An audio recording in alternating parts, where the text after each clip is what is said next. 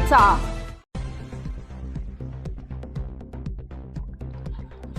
सटाणा येथून बांधकाम साहित्य घेऊन जाणारा ट्रॅक्टर कोळीपाडा रस्त्यावर अचानक पलटी झाल्याची घटना घडली आहे। या ट्रॅक्टरमध्ये लोखंडी पाईप, गज व सिमेंटच्या गोणी भरलेल्या होत्या।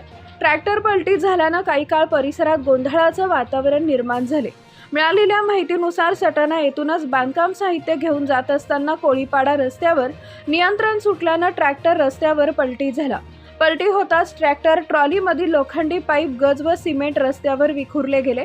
सुदैवाने या अपघातात कोणतीही जीवितहानी झाली नसल्याची प्राथमिक माहिती आहे। स्थानिक नागरिकांनी तात्काळ घटनास्थळी धाव घेत चालकाला मदत केली।